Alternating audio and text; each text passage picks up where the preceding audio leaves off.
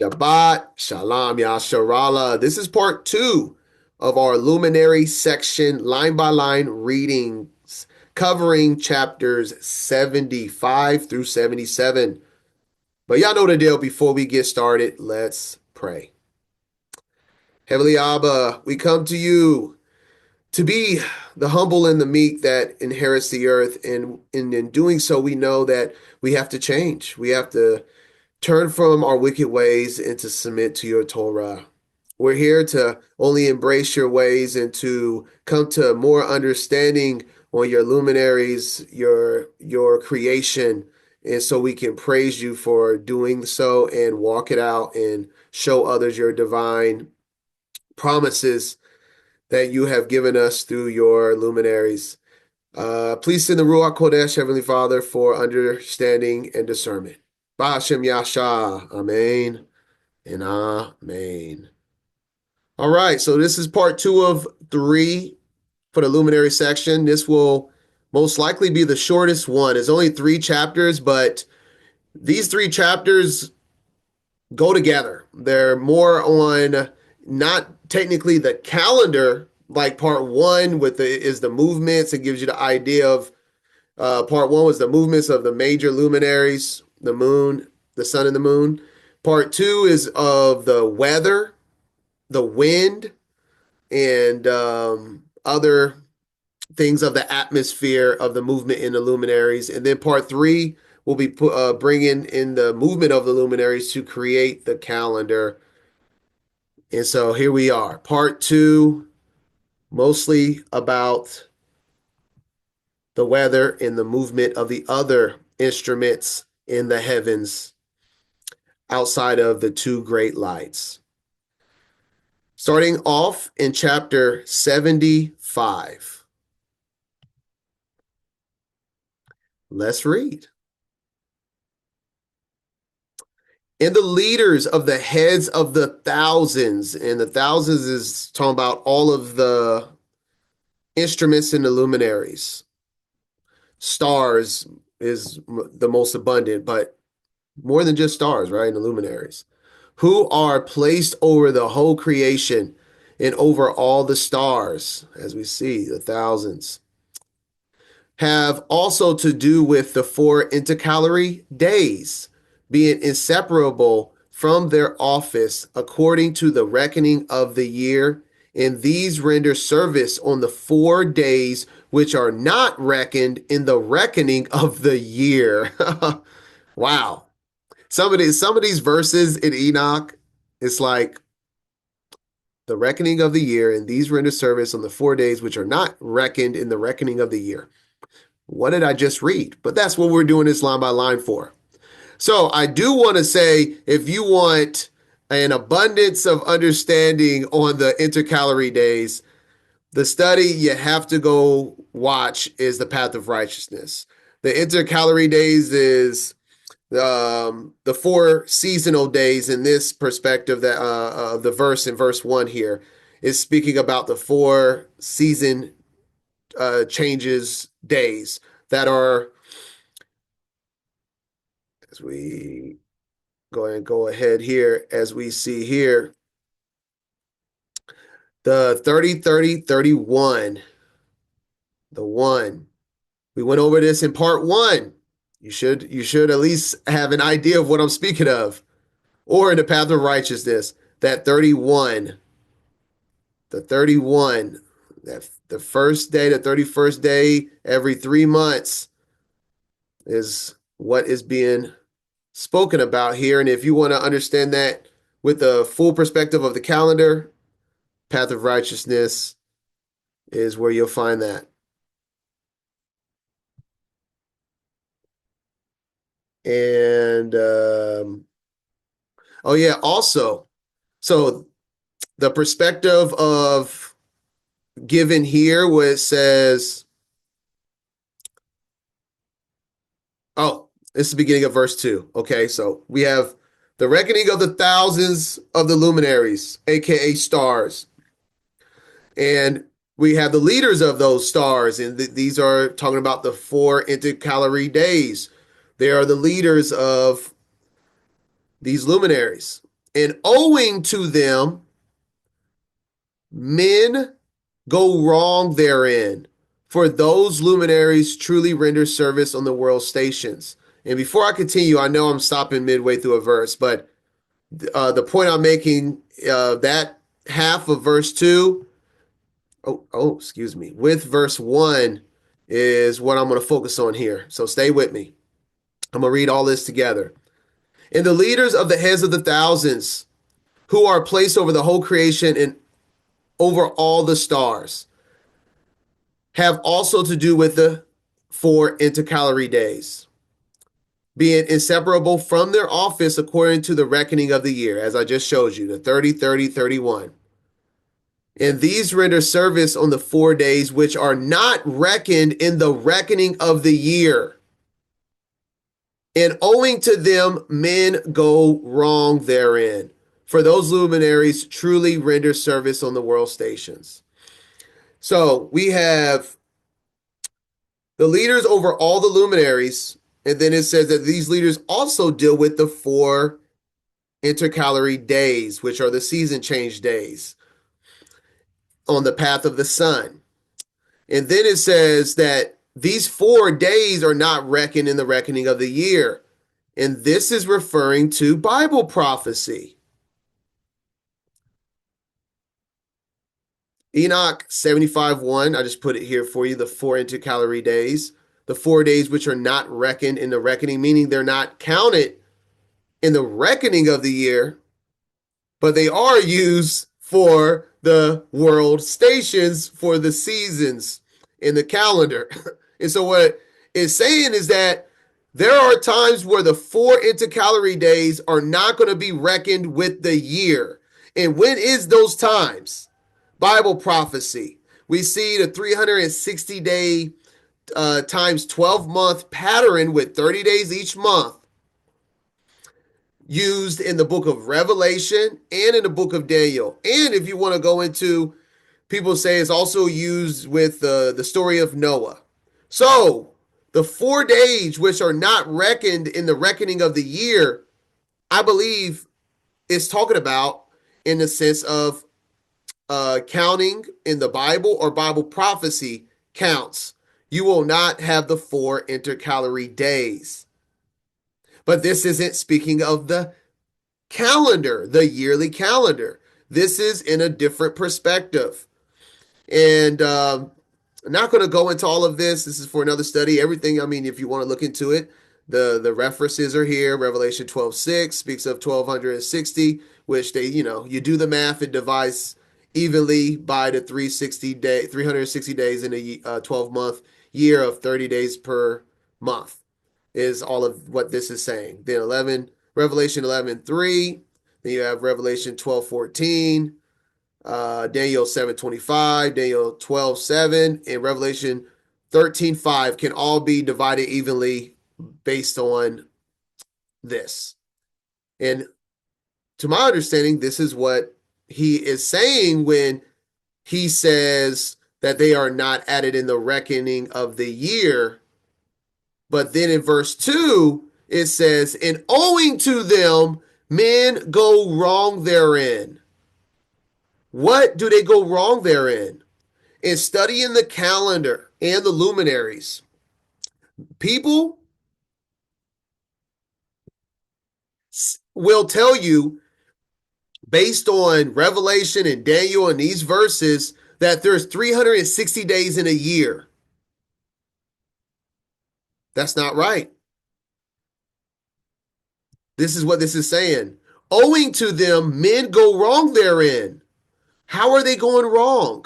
Because they're using 360 days for the annual timekeeping of a year, and that is not how it works.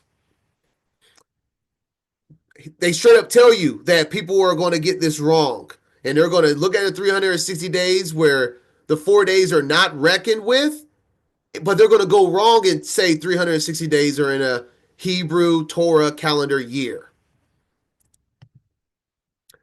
That's the going wrong, owing to them not being counted in the reckoning.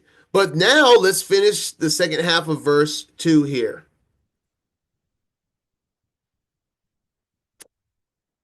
For those luminaries truly render service on the world stations. They're saying they wasn't counted here, but they're going to go wrong not counting them because they truly do work their service on the world stations.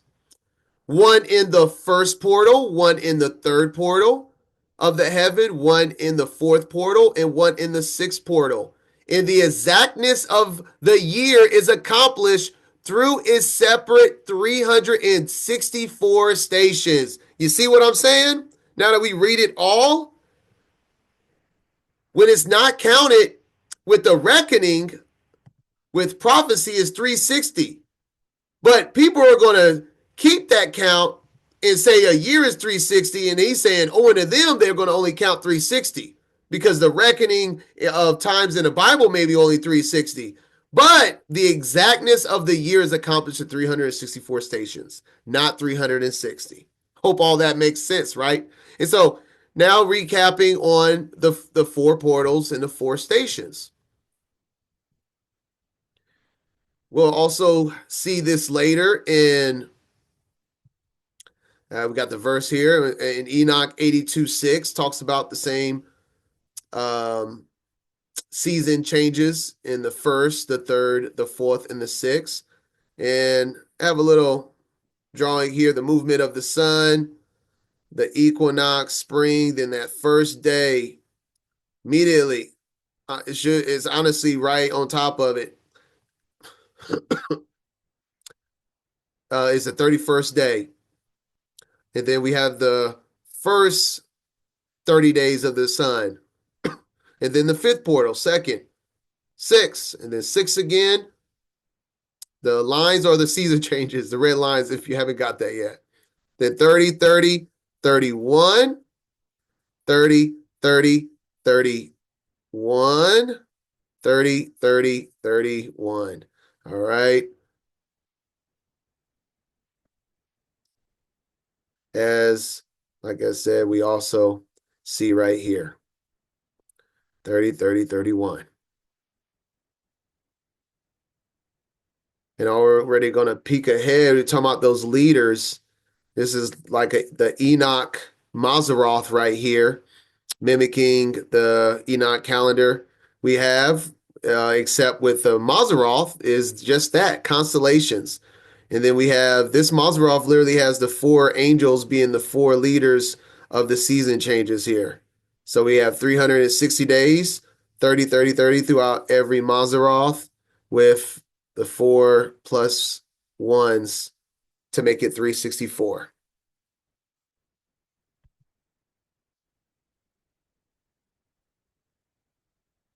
All right. We're at verse 2. All right, so we just finished verse 2, verse 3. For the signs, 1 second. Okay. For the signs and the times and the years and the days the angel Uriel showed to me, whom the Adon of glory has set forever over all the luminaries of the heaven and in the world, that they should rule on the face of the heaven and be seen on the earth and be leaders for the day and the night,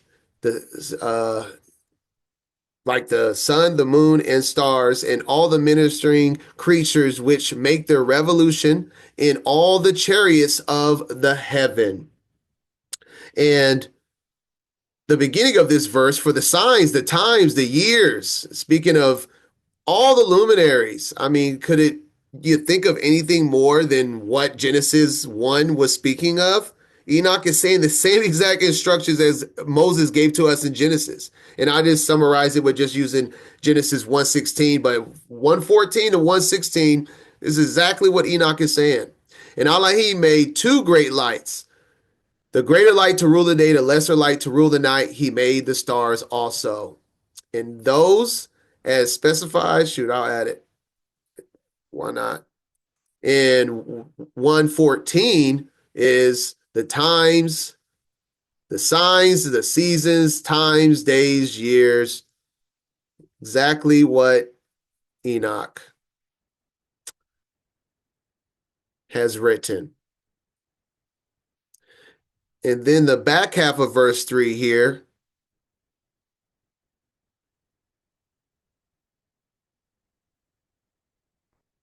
we see chariots. And we'll also see chariots in verse 8. And we'll cover it in verse 8 once we read it. But we see someone asked last week on the word chariots. So I just wanted to touch on that while we're here, and it is going to keep bringing it up. So we're going to talk about it when we get to verse 8 here. All right, so now continuing into verse 4.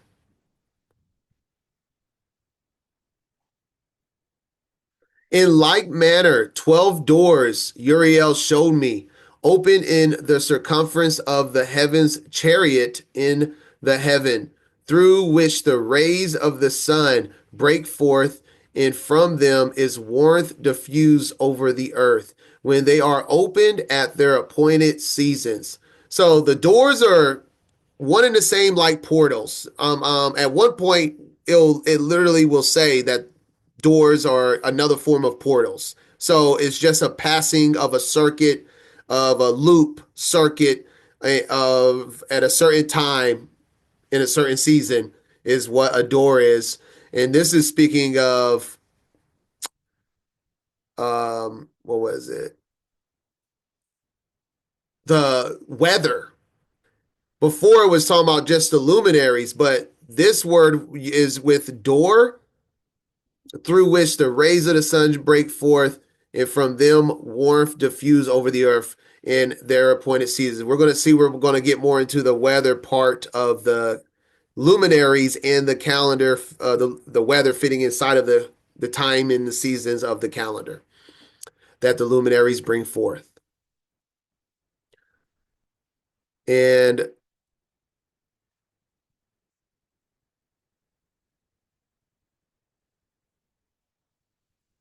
yeah, this is right here. Just a cycle. That's what we're looking at. The 12 doors.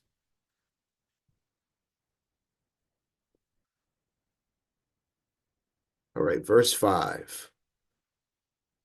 And for the winds and the spirit of dew, when they are opened, standing open in the heavens at the ends.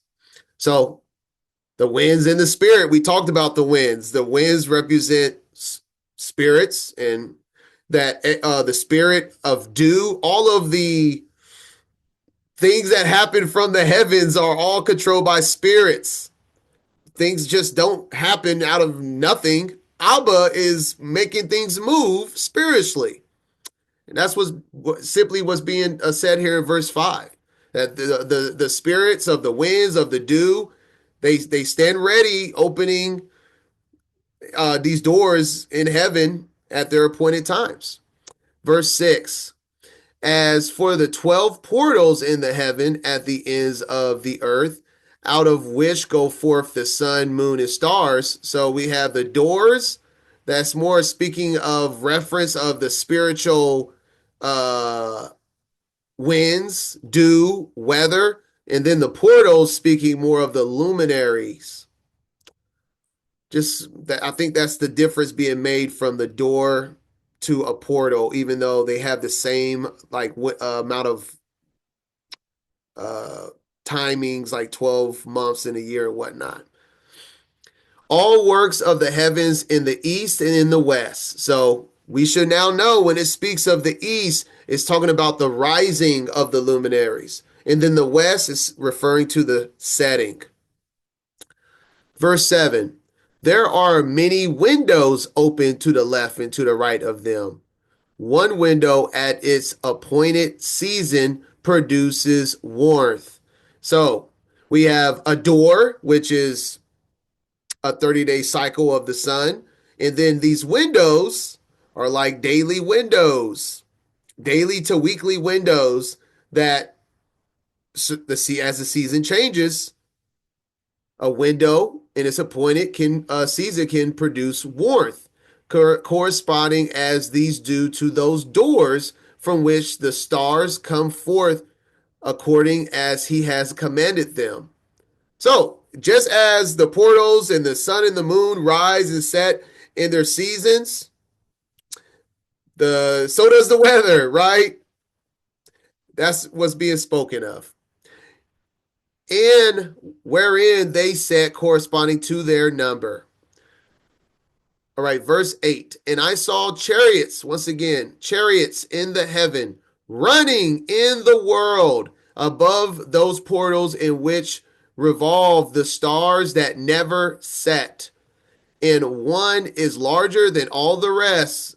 Obviously, not talking about physically larger, but a brighter light, the sun. And it is that makes its course through the entire world. All right, so chapter 75 is introduction of the four intercalary days being separate in a sense of they are different from the other days of the year. They set seasons, and in these seasons, people follow, and I say people, I mean the luminary instruments follow in their number, in their order, in their season. And so they move like chariots in the heaven. Let's look into chariots here. We're going to go to Enoch 82:8. Well, I want to, before chariots running in the world, we're going to see that that's pretty much what chariots mean, that they are moving. They are moving like horses pulling a chariot. Let's go through a couple of examples here. Enoch 82, verse 8. And he has power over night and day in the heaven to cause the light to give light to the men, sun, moon, and stars, and all the powers of heaven, which revolve in their circular chariots. Every time it's mentioned in chariot with the luminaries or coming from the heavens, it's about movement, coming in chariots, revolving. And we'll see that with Enoch and Elijah being taken up. So let's go to Enoch 70, verse 1 and 2. And it came to pass after this that his name during his lifetime was raised aloft to that Son of Man in the Adon of spirits from amongst those who dwell on the earth. He, Enoch, was raised aloft on the chariots of the Spirit. This is exactly what the luminaries are. They are chariots of spirits. And his name vanished among them. That's Enoch, and it's very similar with Elijah. 2 Kings 2, 11 and 12. And it came to pass, as they still went on and talked, that behold, there appeared a chariot of fire and horses of fire. Movement. And parted them both asunder. And Elijah went up by a whirlwind into heaven. And Elisha saw it, and he cried, my father, the chariot of Yasharallah, the horsemen thereof. And he saw him no more, and he took hold of his own clothes and rent them in two pieces. So when you see chariot, that's what it's talking about, the movement of a spirit. The same spirit that goes from the heavens retrieves those that have been taken up.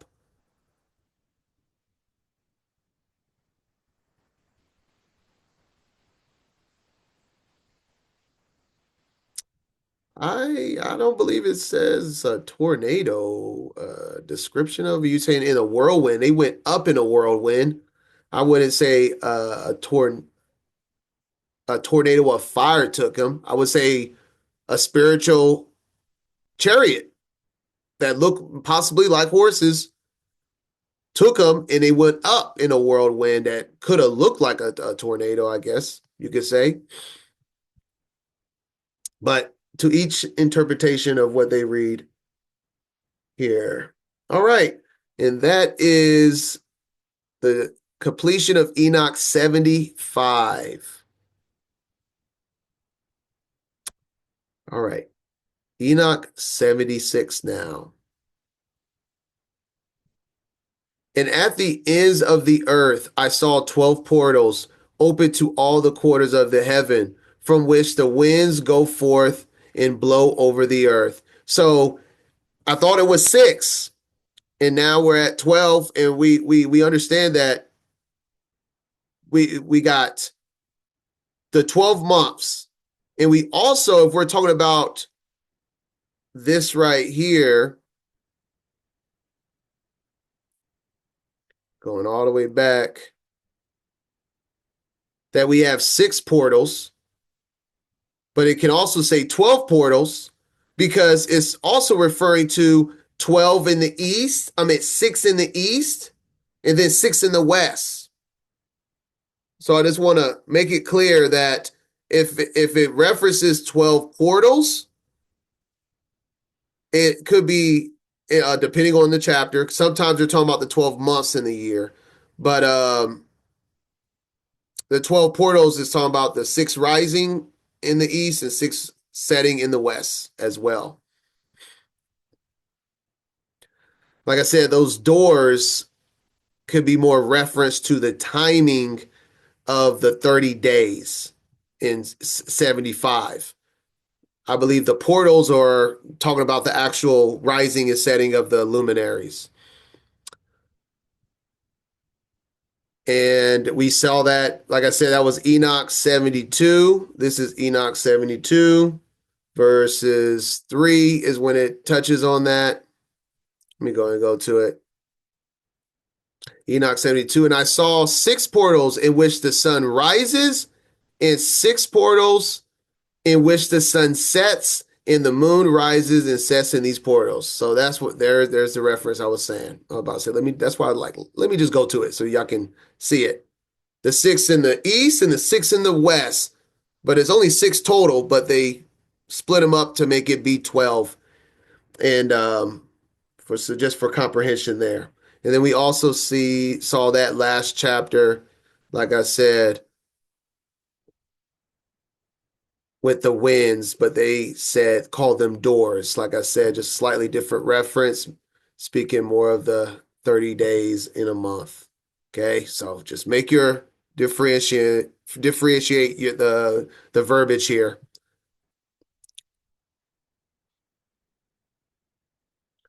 All right.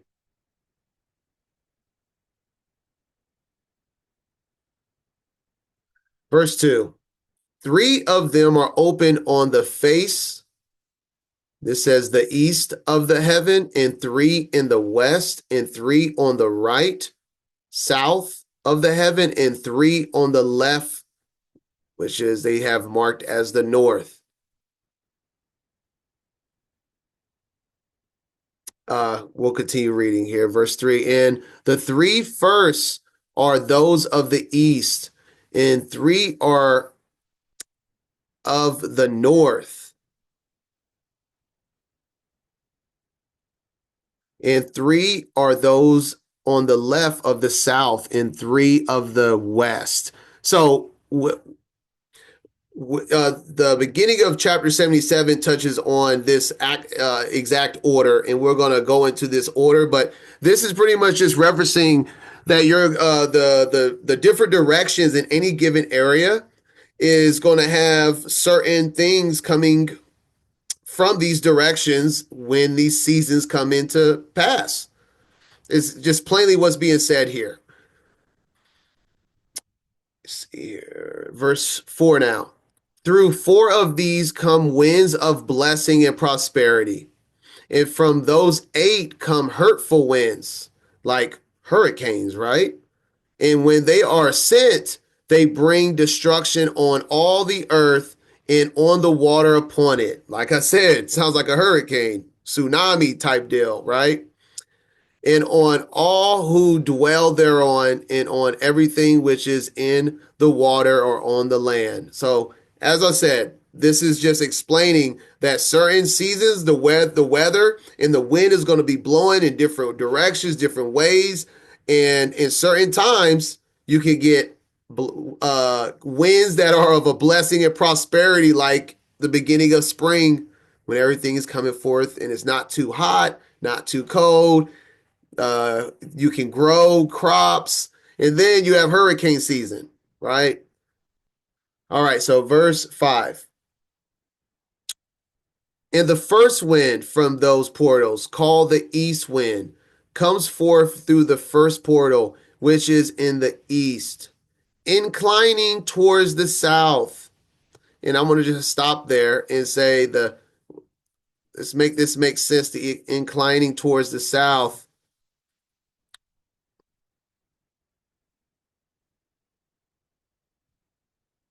Once again, we have the flat earth model here, examples of inclined planes. So going downward, right?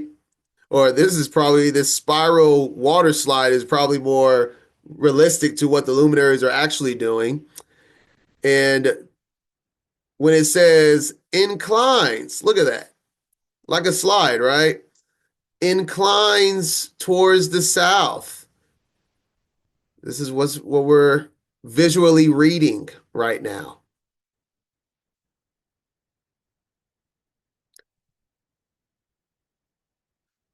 From it comes forth destruction, drought, heat, desolation, drought, heat, and destruction. And through the second portal in the middle comes what is fitting. And from it there come rain and fruitfulness and prosperity and dew. And through the third portal, which lies towards the north, come cold and drought. All right. So let's now go and look. So I found this visual someone made online. Thank you, random person. This is the compass of what is the visual of what we're reading thus far. So we just read in verses 5 and 6 the three portals from the east. The first one was the drought, heat, devastation, destruction, or desolation, destruction. Then we had dew, rain, prosperity, fruitfulness, and drought, cold. And the winds, this is what comes forth from these looking from one location, the direction of the winds, what it would bring forth. So what it's implying is in these seasons, if the winds are bringing in based on whatever direction, this is what it's going to bring forth. That is what's being spoken, if that makes sense. If the winds where you're at is coming, this is south. So if it's coming from southeast, this time of the year most likely is going to be hot. You get what I'm saying? From any general location, that's the idea of what's being spoken here. And I'm going to wrap this all up by the beginning of chapter 77, okay? So I'm just laying out what Enoch and giving, basic understanding of what Enoch is putting out right now. Let's continue. So that was the east. Now we're going to go to the south. Let me see, verse 7 here. And after these come forth the south winds through three portals. Through the first portal of them inclining to the east comes forth a hot wind. Right there. So inclining towards the east. See that?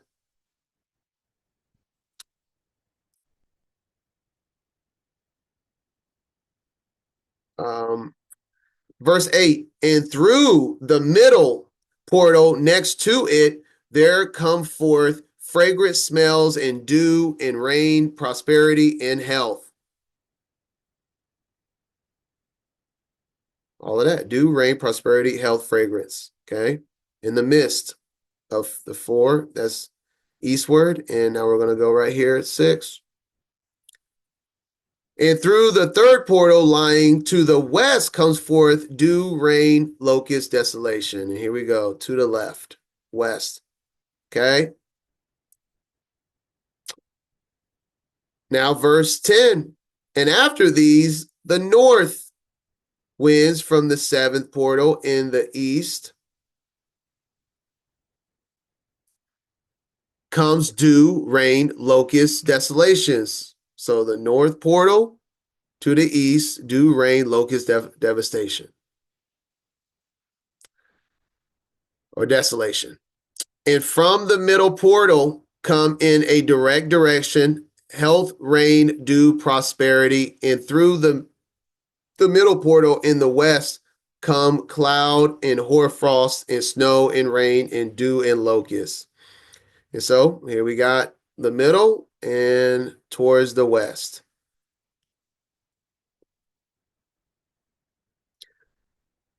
And after these four are the west portals, the west winds through the first portal, adjoining the north comes forth dew and hoarfrost and cold and snow and frost. So we got winter time clearly here, right? So right here, dew, rain, hoarfrost, snow, frost, cold. Verse 13, from the middle portal comes forth dew, rain, prosperity, blessing, and through the last portal, which adjoins to the south, comes forth drought, desolation, burning, and destruction. That was that right there towards the south, and there's the middle we just read. All right, verse 14. In the 12 portals of the four quarters of the heaven are therewith completed in all their laws and all their plagues and all their benefactions have I shown thee, my son Methuselah. So he has placed the seasons, the weather in the seasons within the structure of the calendar that is made up by the luminaries. That's what part 2 is about. So everything in the structure of their season.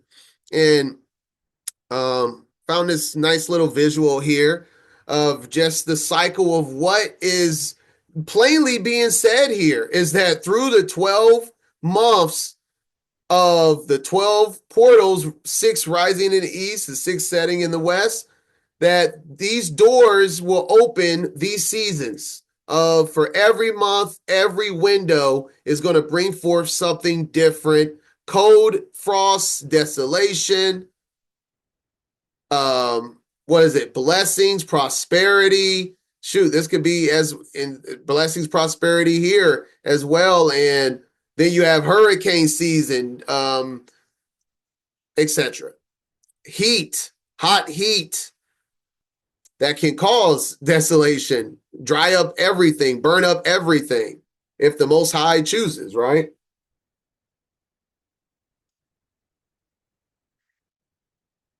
All right, and that is Enoch 76. And we're going to wrap up the winds at the beginning of Enoch 77 here now. All right, the first quarter is called the East because it is the first. The second, the South, because the Most High will descend there. And what do we just say? This is why it's important to understand what we're reading because it even makes more sense with the flat earth. The inclining is referencing inclining to the south, towards the south. And then the south is where the Most High will descend. And this is also making reference to the sun because the sun's light represents the Father of lights or his only begotten.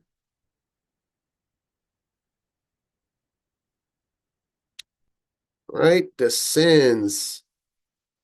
That the sun and his light will descend to the south.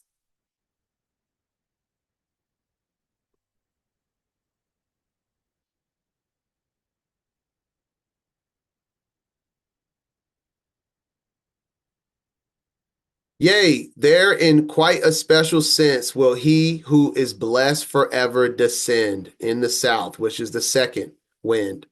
The west quarter is named the diminished because there all the luminaries of the heaven wane and go down. So that makes sense, right? When you understand how the luminaries work, things set in the west, it is called the diminished because things go down there. And then the fourth quarter, named the North, is divided into three parts. And before we go into those parts, I just want to stay right here at the beginning of just the four quarters, the East being first. So it actually gives us the exact order in the beginning of 77. We have the East winds being first, the South winds being second, the West winds being third, and the fourth winds being north. And remember, I just got done reading 76 with this illustration saying that during these certain seasons, you get certain type of weather.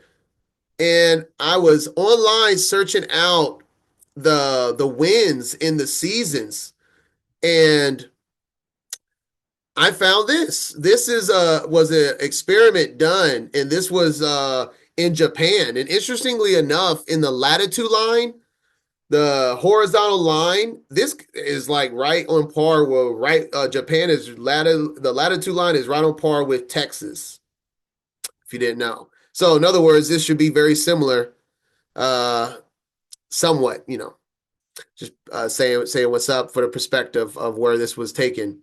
So this is a graph of the winds in their seasons, in the four seasons. As we see here, they have this one in April, which would be the first wind. And this is the directions that the wind is coming forth in. We see the wind is heavily in the east. In the east, okay? And in April is the beginning of the year. And what do you know? The east winds are the first winds. And they mostly come eastward. And that's month 1 through 3. And then what was the next wind it gave us? The south wind is the second. The winds that mostly come from the south, starting in July, what do you know? It moves from east to more southward. Oh man. And look at this. I will say as well is hot winds. We see, look at the direction here. Look at this. I can't even make this up. This is July, August, and look, drought, heat, hot, wind. You see? You see what Enoch is showing us? And then we have the third wind is the west quarter.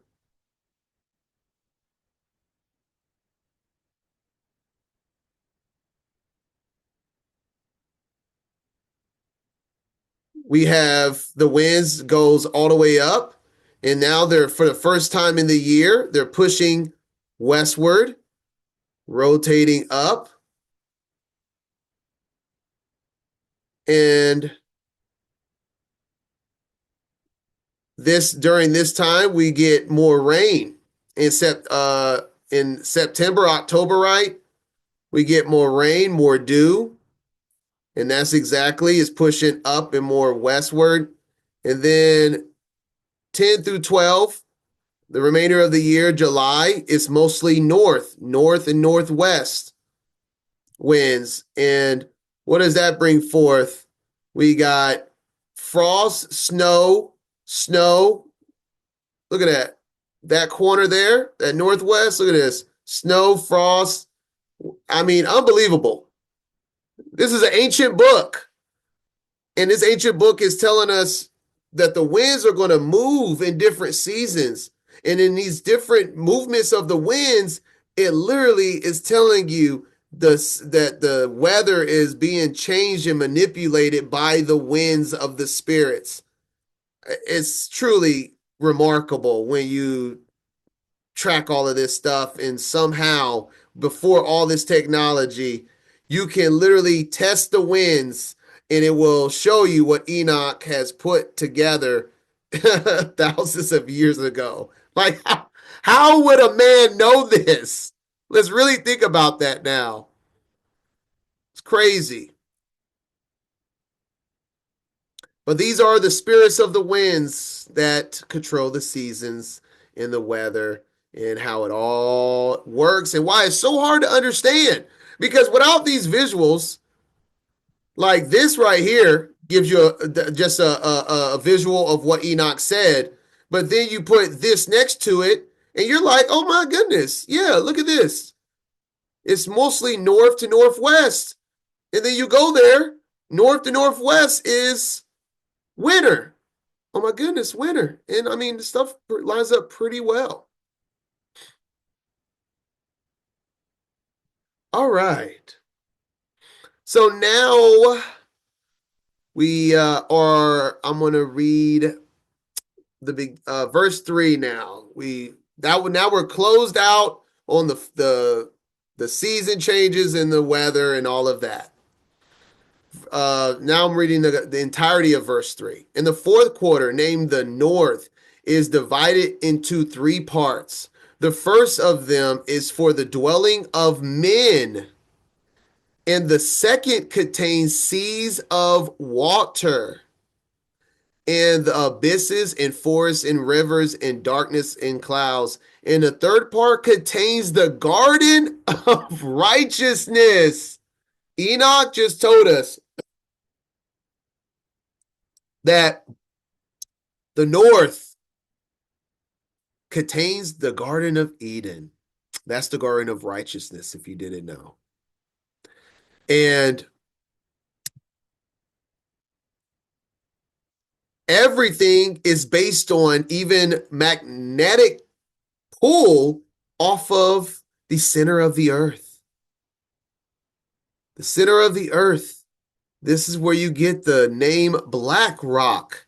It's talking about this mountain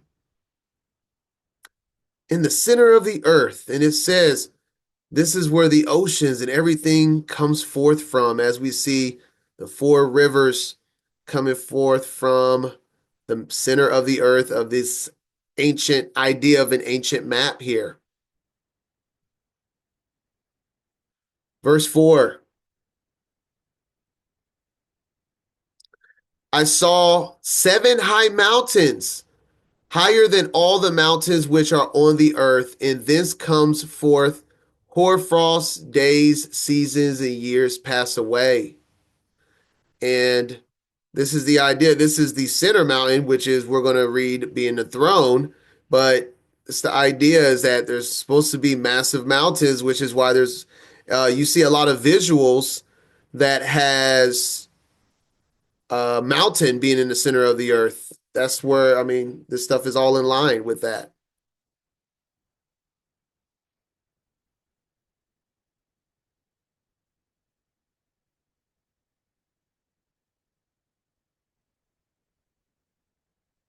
Verse 5.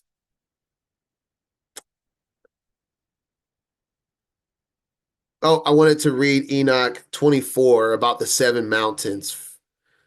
He talks about this much more in different chapters. Don't think this is all he talks about with these details. So I'm going to read about these 7 mountains in the North Pole, where the righteous of the garden is located. So I'm going to read 1 through 4 in chapter 24 here. And from this I went to another place of the earth, and he showed me a mountain range of fire which burnt day and night. And I went beyond it and saw 7 magnificent mountains, all differing each from the other. And the stones thereof were magnificent and beautiful, and magnificent as a whole, of glorious appearance and fair exterior.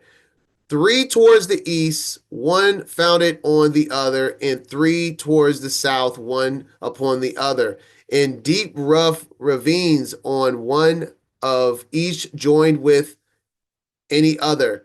And the 7th mountain was in the midst of these. This is what I'm saying. The great 7th mountain in the midst of these. And it excelled them in height and resembling the seat of a throne, and a fragrant trees encircled the throne, and amongst them because it's in a garden. You see, fragrant trees encircle the throne. The throne is in the midst of a garden. And amongst them was a tree such as I had never yet smelt.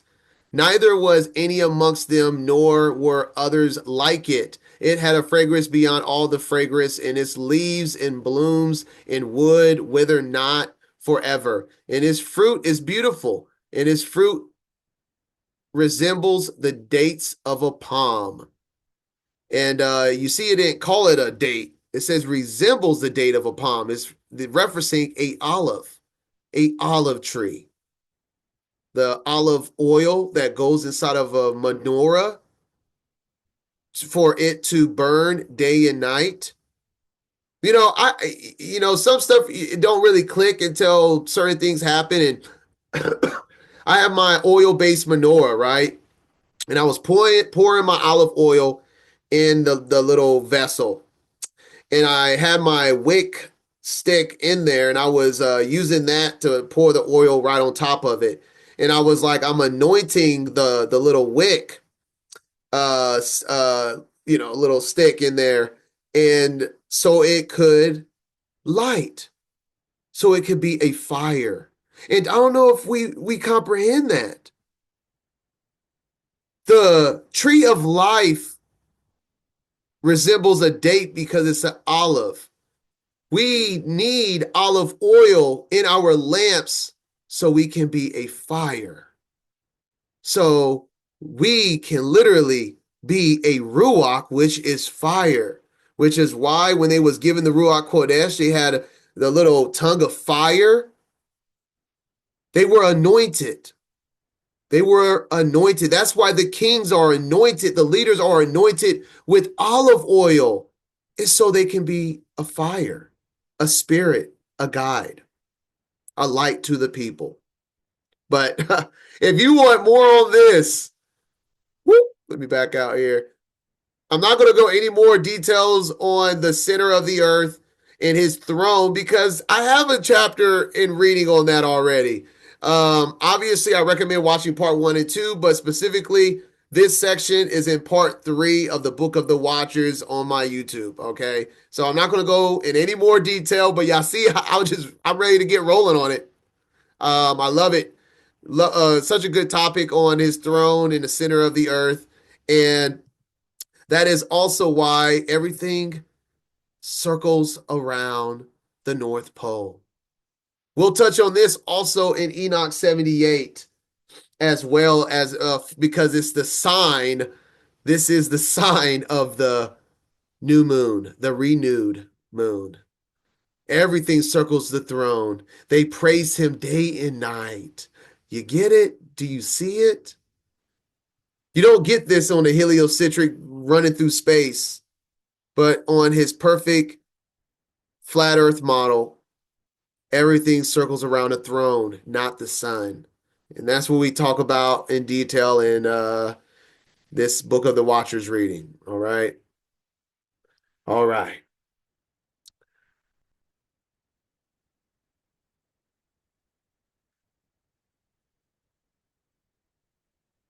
Verses 5 through, I got to go back up to 77.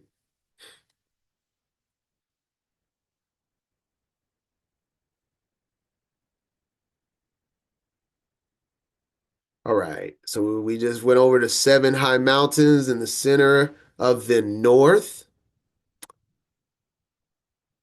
Verse 5, I saw 7 rivers on the earth larger than all the rivers. One from them coming from the west pours its water into the great sea. All right, with this one, a lot of earth has changed. I mean, we have a lot of droughts, a lot of things have dried up.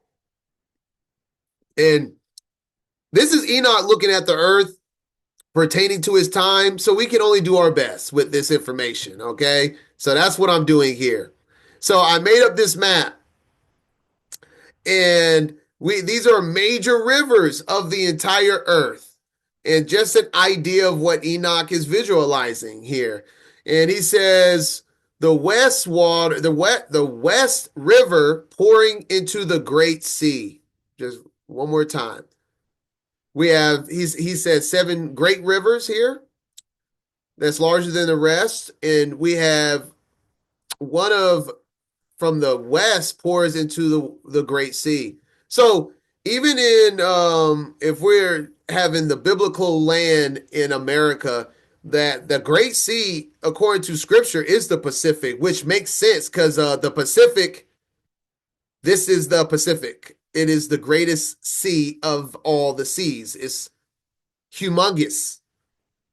Not this little thing right here, because if it's in the Middle East or anywhere over here, this is not great. The greatest sea. The greatest sea is what is called the Pacific. So that being said, the Great Sea and the Pacific's over here as well.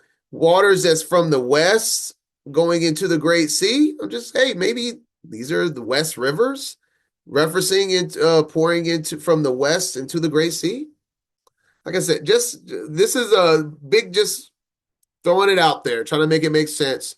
He just get right. The rest of Enoch 77 is him giving a visual of just the creation of the earth right here now. Simply put it. 5 through 8 is just him giving us a visual of the creation of the earth. All right, so verse 6.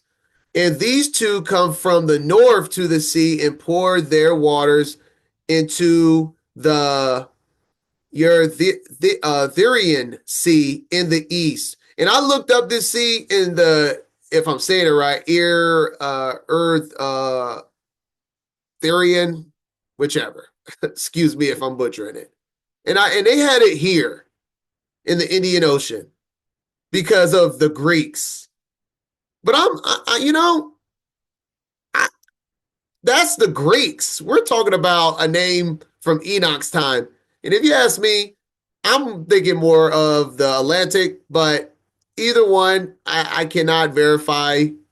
Like I said, these names are ancient names way before the Greeks. And it says the North Rivers pouring into it. And I think of the Mississippi. Or it's possibly separated into two different ones as it says here.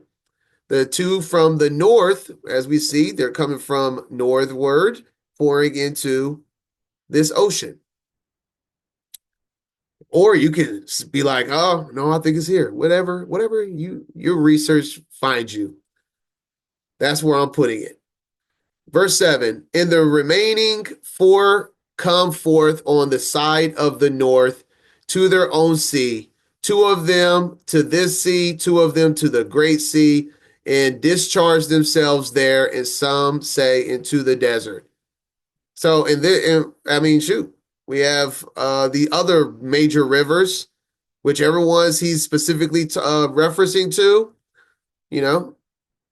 we may never know based on just time, translation, and names, but this is just to give a visual idea that this is what Enoch is seeing from the heavens. Obviously, needs to be on a flat plane, but I couldn't find a flat earth with the rivers. In verse 8, 7 great islands I saw in the sea and in the mainland, 2 in the mainland and 5 in the great sea. Very interesting. And they call them great islands. My interpretation of this, if it loads,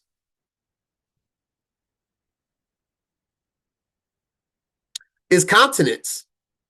A great island is a huge plate that stands alone, right? Is what we call a continent. And so, some things have changed from the days of Enoch, for sure. But this is just an idea of what I believe he's looking at. He was just looking at the great rivers and the oceans, or what they call the seas. And then he looks at the major land masses that he called great islands, which we call continents. And I also will say that this reference right here in Enoch 77 would debunk the idea of Pangia, that all of these at one point was fit together. because Enoch specifically describes them being great separate islands. And that was all the way in his day and age. And so and remember, that was even pre-flood. Remember that. Pre-flood. He did not describe it looking like this. That means it always had to look something close to what we have nowadays. Because there's no seven great islands you could pull from anything that looks like that. And I say that because there is it's not like just some random conspiracy about Pangia. People try to connect scriptural language to this being an idea to be true. And I'm saying I don't think there's enough. And with this one, in Enoch 77, it kind of solidifies in his time that there was separation and not unison.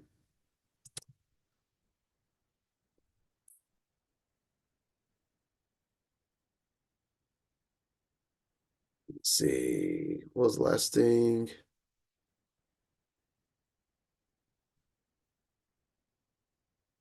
Oh, and then it talks about just saying seven great islands I saw in the sea and in the mainland.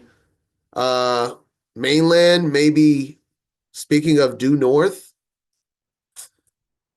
uh, two in the mainland and five in the Great Sea. I mean, you have the Great Sea, right? One, two, three, four, and maybe five. Like I said, like Europe, I don't know. Europe is not even a separate plate technically. It could be talking about what's this? Greenland or Iceland. It could be talking about one of these as well. Um, like I said, I'm not 100% sure on these. This is just to give the overall idea of what we're reading, right? Not to know exactly every detail, especially in our manipulated foreign time from Enoch. But that right there is our short and sweet part two of the Luminaries, chapter 75 to 77 reading. I pray you found understanding here, and may Abba Baruch you for searching it out. Shalom.